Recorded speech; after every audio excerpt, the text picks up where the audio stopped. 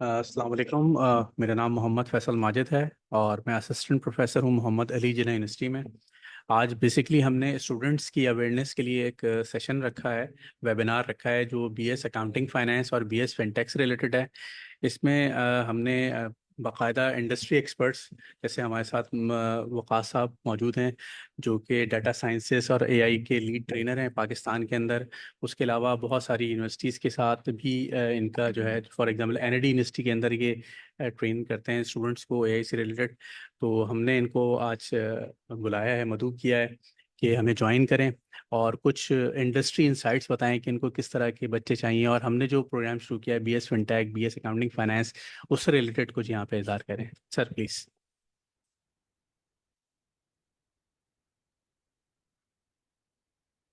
First of all, thank you everyone. I'm really delighted that I'm the part of the Maju for this, webinar. Uh, First of all, if I start with the fintech, कि fintech होता क्या है, तो fintech जो है वो एक blend है फाइनेंस का और टेक्नोलॉजी का। फाइनेंस क्या है? फाइनेंस में आपके फाइनेंस के से रिलेटेड कुछ आपके पास सब्जेक्ट्स हैं। फॉर एग्जांपल फाइनेंशियल अकाउंटिंग हो गया, आपके पास कॉस्ट एंड मैनेजमेंट अकाउंटिंग हो गया। फॉर एग्जांपल आपके पास बिजनेस फाइनेंस हो गया। मेरे पास माजू की जो है वो डिटेल्स भी अवेलेबल है, उन्हीं को देख के मैं बात कर रहा हूँ। जब आप फाइनेंस को ब्लेंड करते हैं टेक्नोलॉजी के साथ, तो आप एक जो प्रोडक्ट जो आप बनते हैं वो उसकी मार्केट में डिमांड बहुत है। इसकी मैं आपको बता दूं practical example. First of all पहले तो आप ये देख लें कि फिनटेक की मार्केट क्या है। फिनटेक की मार्केट राइट नाउ जो है वो $1 बिलियन इंडस्ट्री है, बल्कि $multi-billion इंडस्ट्री है ये। अच्छा, ये अगर हम फिनटेक की बात करते हैं तो फिनटेक हमारे लिए या आपके लिए न्यू नहीं है। जब आप फिनटेक में आएंगे तो आपको ये सब पता भी चलेगा। फॉर एग्जांपल, आज अगर मैं अपने मोबाइल से कोई फंड ट्रांसफर कर रहा हूँ, या कोई मैं अपने मोबाइल से या कोई अपने सिस्टम से जो है मैं अपनी बैंक स्टेटमेंट देख रहा हूँ, या मैं कोई ट्रांजैक्शन कर रहा हूँ, this is a part of the fintech. For example, अगर हम ये देख रहे हैं कि हम स्टॉक एक्सचेंज के पास हमारे पास कोई डिजिटल फॉर्म अवेलेबल है जिसमें हम विजुलाइजेशन कर सकते हैं कि स्टॉक कब ऊपर जा रहा है, कब नीचे आ रहा है, तो ये एक फिनटेक की फॉर्म है। और मैं डेफिनेटली अंडरस्टैंड करता हूँ कि ये बात आपको पता होगी कि फिनटेक जो है वो हमारी लाइफ में पहले से इन्वॉल्व है। अब हमें क्या करना है? अब हमें ये करना है एज अ स्टूडेंट कि अगर हम इस प्रोग्राम में इनरोल होते हैं, और मैं सबसे पहले अप्रिशिएट करूंगा माजू को जिन्होंने बीएस लेवल पे जो है वो फिनटेक को इंट्रोड्यूस करवाया। इसके इस एप्रिसिएशन के पीछे एक पॉइंट है, वो पॉइंट ये है कि I am also a fellow member of institute of cost and management accountant. और अगर मैं अभी इस फैकल्टी से और इस टीम से यही बात कर रहा था कि अगर हमारे पास ये अपॉर्चुनिटी होती तो हमारा लेवल कुछ और होता। लेकिन हमने अपनी एजुकेशन को कंप्लीट किया फाइनेंस में, इंडस्ट्री में गए, टेक्नोलॉजी को इनबिल्ड किया। तो मैं आज आपको बता दूं कि हमारे पास मल्टीपल अपॉर्चुनिटी अवेलेबल है। मल्टीपल अपॉर्चुनिटी का मतलब ये है कि आज मैं मल्टीपल ग्रुप्स के साथ काम कर रहा हूं और ये अपॉर्चुनिटीज आपको भी मिल सकती हैं। इस प्रोग्राम का सेकंड फायदा ये है कि इसमें ट्रेडिशनल अकाउंटिंग के कॉन्सेप्ट के साथ साथ आपको प्रोग्रामिंग, आपको database, AI, blockchain, cryptography, crypto currencies और साइबर सिक्योरिटीज के भी कोर्सेज ऑफर किए जा रहे हैं। इससे आपको फायदा ये होगा कि आपके पास जो डोमेन्स है वो मल्टीपल डोमेन्स आपके पास अवेलेबल होंगी। फॉर एग्जाम्पल, आपने देखा है कि बैंकिंग जो है वो हमारी डिजिटल बैंकिंग में कन्वर्ट हो रही है। अभी हम एक रिनोन बैंक के साथ, अभी मैं उनका नाम नहीं ले सकता, उनके साथ हम पूरा प्रोजेक्ट पे काम कर रहे हैं और वो एक शरिया कंप्लायंस बैंक है। उसके अंदर उनके इंटरनल कस्टमर से लेके उनके एक्सटर्नल कस्टमर तक ऑटोमेशन करना, उनके प्रोसेसेस को जो है वो एआई के थ्रू कंट्रोल करना, या हम ब्लॉकचेन के थ्रू, फॉर एग्जांपल उनकी जो डिस्ट्रीब्यूशन है, लैंडिंग के प्रोसेस हो गए आपके, बोरिंग के प्रोसेस हो गए आपके, या आपकी ट्रेडिंग हो गई, इन चीज़ों में टेक्नोलॉजी को लेकर आना, ये आपकी फिनटेक है जो कि आपको इन तमाम जो कोर्सेज आपको ऑफर किए जाएंगे उसमें दी जाएगी।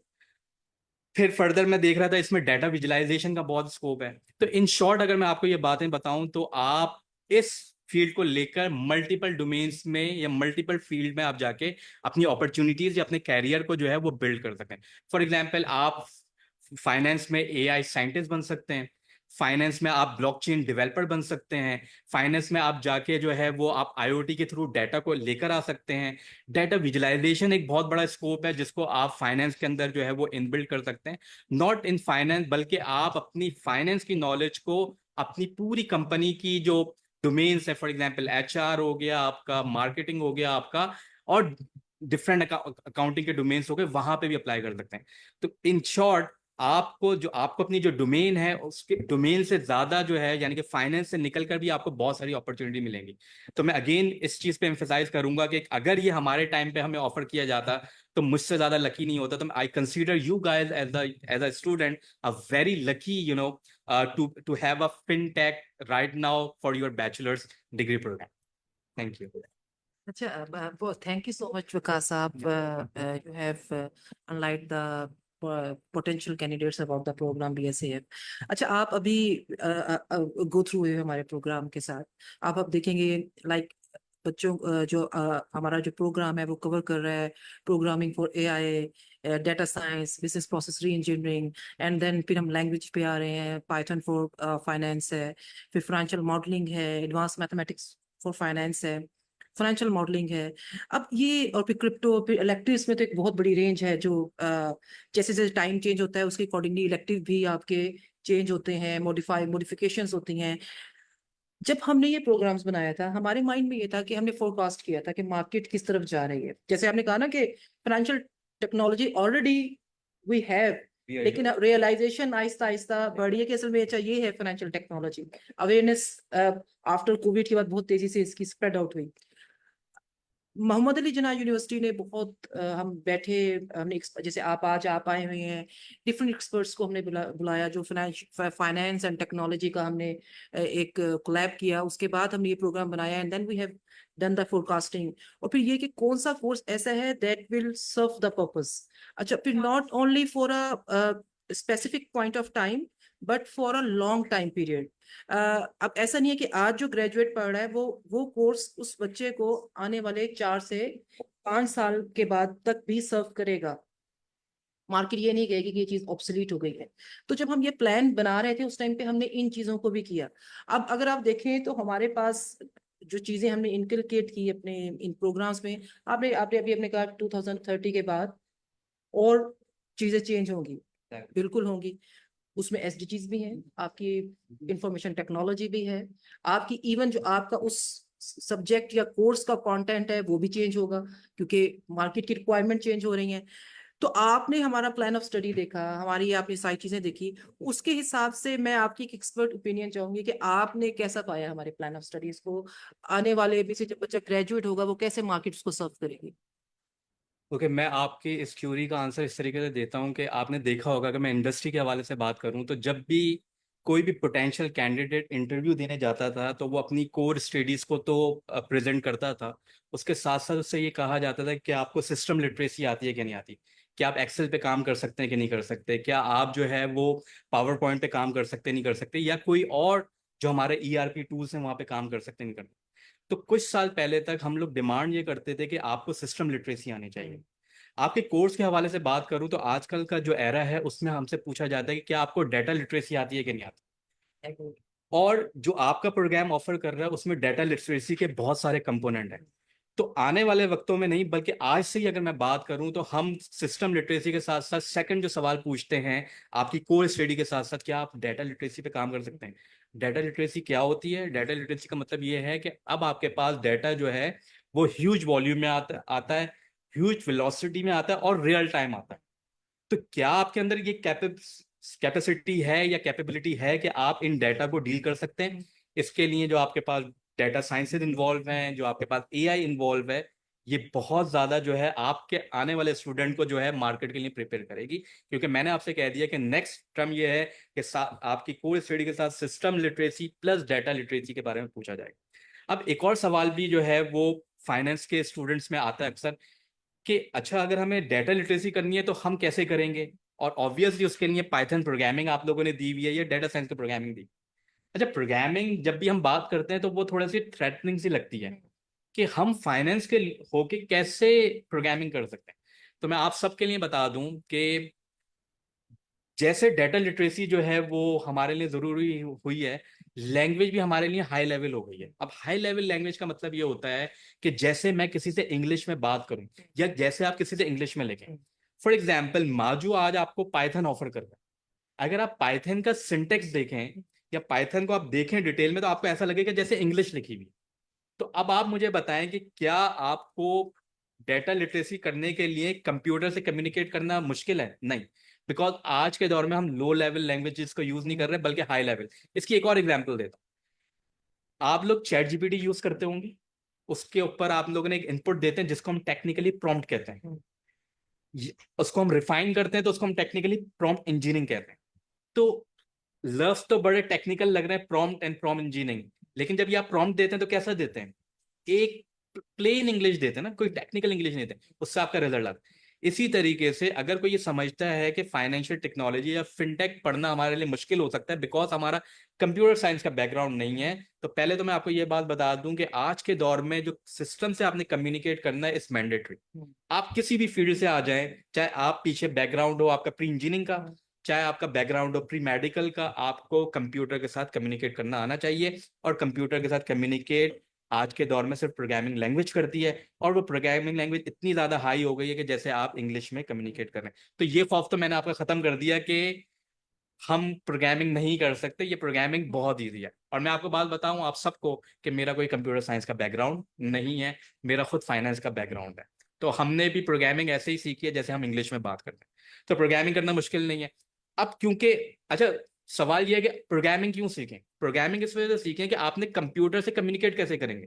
कंप्यूटर से कम्युनिकेट आप सिर्फ प्रोग्रामिंग लैंग्वेज यानी कि कंप्यूटर की लैंग्वेज में कर सकते हैं, तो इस वजह से प्रोग्रामिंग सीखना जरूरी है। अब इस प्रोग्रामिंग का फायदा क्या होगा? आप डेटा साइंस उठा लें, आप एआई उठा लें जो कि आप लोग ऑफर कर रहे हैं, आप ब्लॉकचेन उठा लें, आप आईओटी उठा लें, सब में प्रोग्रामिंग यूज हो रही है, वो भी हाई लेवल प्रोग्रामिंग। अब फाइनली मैं आता हूं आपके मेन सवाल पे कि आप कौन से सब्जेक्ट को कहाँ देखते हैं।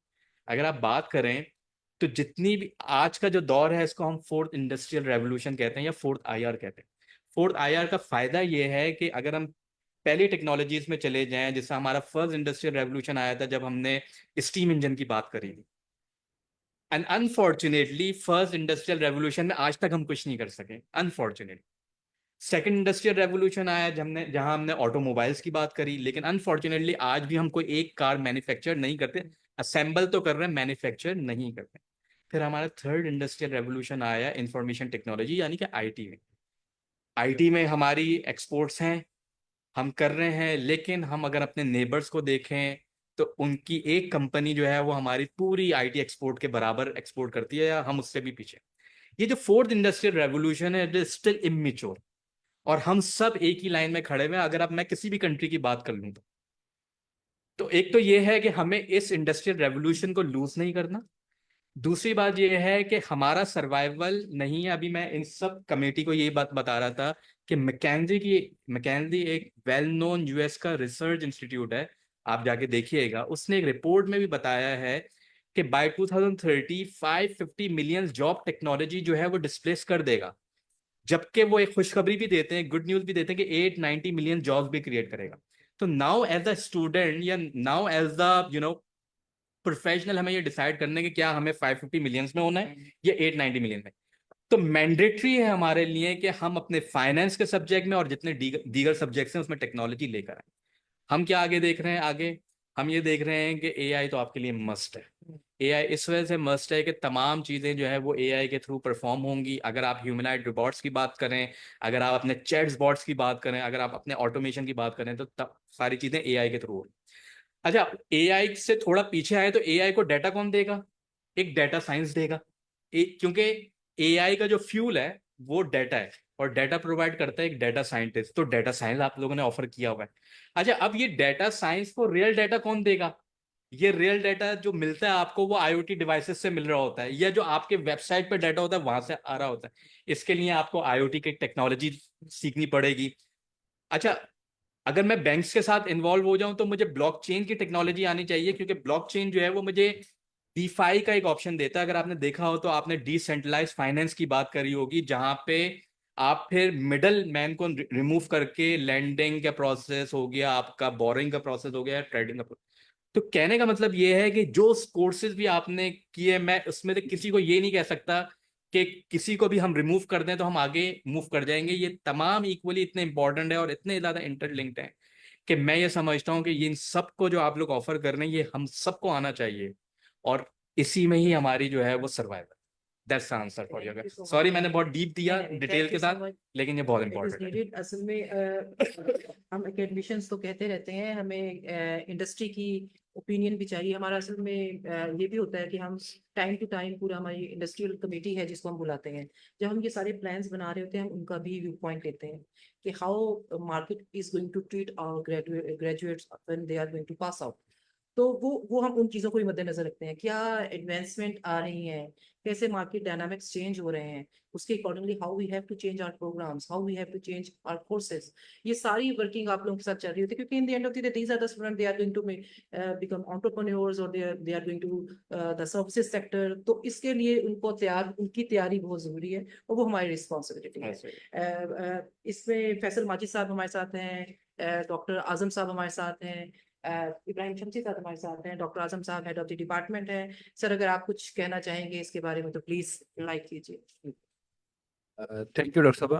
This is Dr. Azam. I am heading Department of Management Sciences.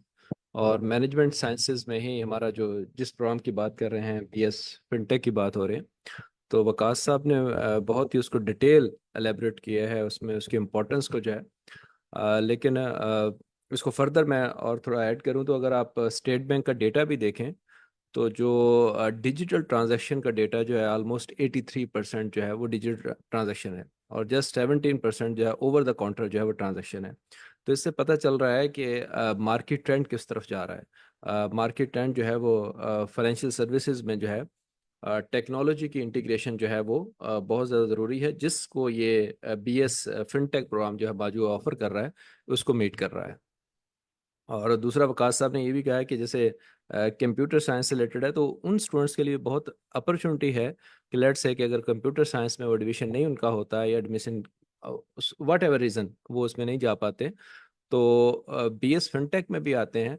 तो यहाँ पे भी उनको जो है वो एआई से क्रिप्टो करेंसी से जो है वो टेक्नोलॉजी से जो है वो सारी जैसे पाइथन की बात हो रही है तो वो उनकी लर्निंग हो सकती है. तो ये बहुत बड़ी अपॉर्चुनिटी है जो कि माजू जो है वो मैनेजमेंट साइंसेज में बीएस फिनटेक प्रोग्राम ऑफर कर रहा है. तो आप इसको जो है वो ज्वाइन करें और होपफुली जैसे ही आप जो है वो फिफ्थ सिक्स सेमेस्टर में जाएंगे तो आपकी जॉब हो चुकी होगी, क्योंकि हमारा प्रीवियस ट्रेंड भी यही है कि हमने बीएस एएफ को भी जो है वो टेक्नोलॉजी बेस किया है और मोस्टली हमारे बच्चे जो है 80 to 90%, मोर देन 90% जो है जब फिफ्थ एंड सिक्स सेमेस्टर में जाते हैं तो उनकी जॉब हो चुकी होती है. तो हम उनको फिर मॉर्निंग से इवनिंग में शिफ्ट कर देते हैं.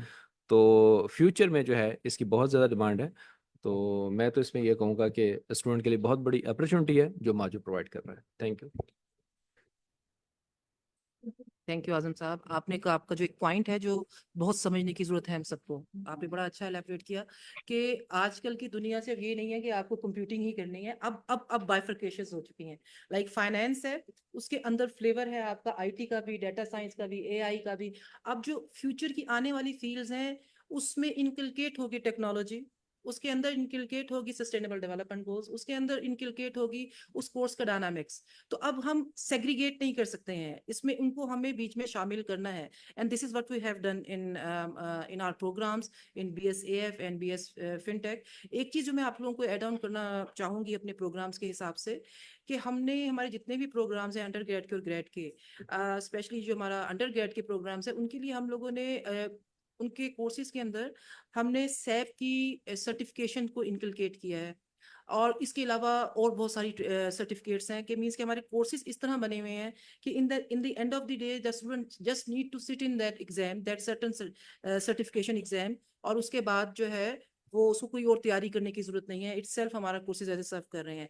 और इन केस ऑफ सैप में तो हमने अभी हमारी टीएमसी है उनके साथ हमारा एमओयू हुआ है जिसमें अभी हमारे 106 बच्चे ने फ्री ऑफ कॉस्ट ट्रेनिंग ली. उसमें दे हैव सिलेक्टेड, एक रिगरस इंटरव्यूज का उनका हुआ, उनको सिलेक्ट किया गया हमारे बच्चों को, और डिफरेंट 5 मॉड्यूल्स जो है वो ऑफर किए गए उनको. एफआई का, को का जो फाइनेंस और फिनटेक से रिलेटेड है, इसके अलावा और भी थे, सेल्स है, एचसीएम है, ये सारी चीजें इनको ऑफर की गई और ये फ्री ऑफ कॉस्ट थे. और टीएमसी के जो एक्सपर्ट थे उन्होंने आके हमारे बच्चों को वो कोर्सेज करवाए.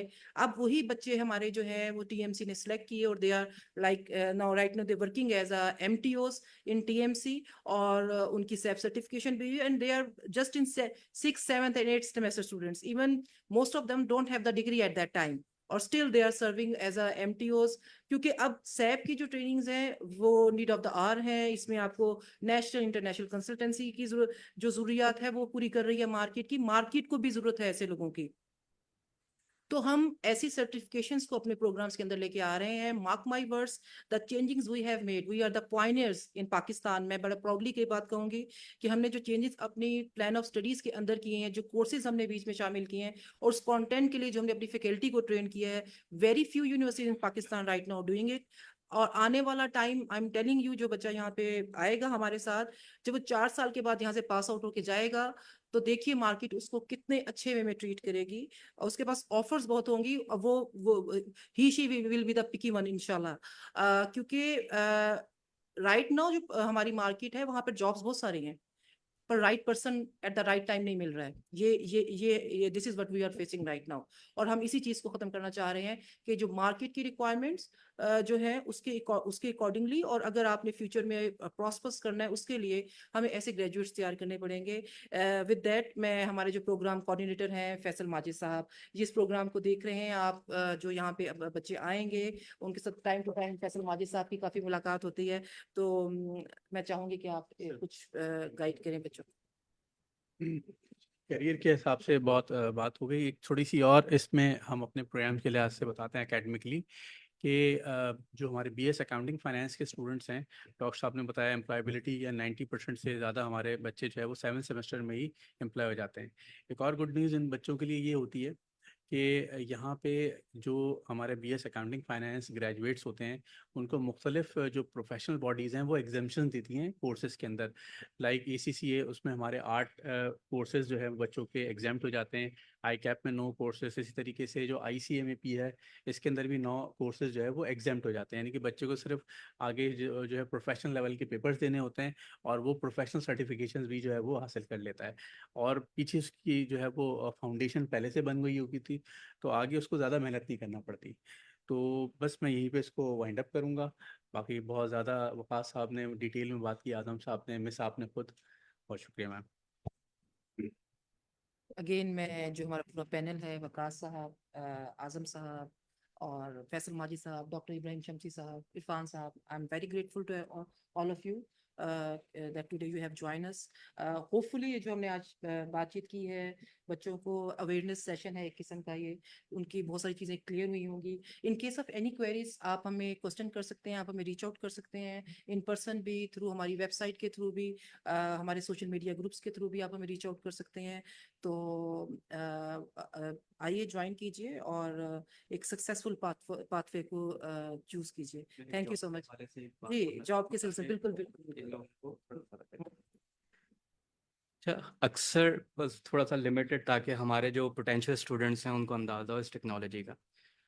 हम लोग अक्सर मार्केट को अंडरस्टैंड भी करते हैं, हमारे स्टूडेंट्स भी अंडरस्टैंड करते हैं, और अक्सर वो ये कहते हैं कि अच्छा आप बात कर रहे हैं मार्केट में तो जॉब ही नहीं है, तो आप किस जॉब की बात कर रहे हैं। तो पहले तो मैं आपको एक बात बता दूं, मार्केट में जॉब्स उनके लिए हैं जो वीआईपी हैं। और वो वीआईपी कैसे बनते हैं? वीआईपी वो होते हैं जो यूनिक होते हैं। तो ये जो टेक्नोलॉजी आपको है और जो आपके ट्रेडिशनल सब्जेक्ट्स हैं जिसके अंदर टेक्नोलॉजी इन्वॉल्व होती है, वो आपको वीआईपी बनाती है। तो I would say come to the MAJU and enroll in the BS FinTech, ताकि आप वीआईपी बने। सेकेंडली, कौन कहता है आपको कि लेट सपोज कि आपको पाकिस्तान में जॉब नहीं मिल रही, तो पाकिस्तान जो है वो आपने वहां पे जॉब करनी है। पाकिस्तान में वैसे तो बहुत जॉब्स हैं, लेकिन चले मैं आपके फॉर द टाइम बीइंग एक बात मान लेता हूँ कि पाकिस्तान में जॉब नहीं है। तो मुझसे किसी ने पूछा, फैसल साहब, कि सर मैं फला जगह पे हूँ, मुझे जॉब नहीं मिल रही है। तो मैंने कहा आप कहाँ पे हैं? तो उन्होंने कहा मैं इस्लामाबाद में हूँ। तो मैंने कहा अच्छा, आप अगर इस्लामाबाद में, I am in the world, मैं दुनिया में हूँ, और दुनिया में जॉब्स अवेलेबल हैं, and this your system is your whole world. और सेकेंडली, अगर आपके पास टेक्नोलॉजी है ना, तो इस सिस्टम के थ्रू आप दुनिया में कहीं पे भी जॉब कर सकते हैं। तो आपके पास कोई एक्सक्यूज नहीं बचेगा कि आप ये कहें कि जॉब नहीं है। तो जब भी मैंने आपसे कहा कि अगर आप फाइनेंस के साथ टेक्नोलॉजी को इन्वॉल्व कर लें, और अगर कोई आपको जॉब नहीं भी मिलती कहीं रेफरेंस से, तो पूरी दुनिया में आपके लिए जॉब है। और ये याद रखिएगा, you are not sitting in Karachi, और you are not sitting in any other city, और in Pakistan, you are living in the world. तो आप ये टेक्नोलॉजी को अपने साथ लेके जाएं, जहां पे भी बैठे हैं, पूरी दुनिया के लिए काम करें। जॉब्स बहुत अवेलेबल। Thank you. बहुत बहुत शुक्रिया वकास साहब. Again, I'm grateful to all the panelists. Thank you so much. Take care. Allah Hafiz. Thank you. Thank you so much.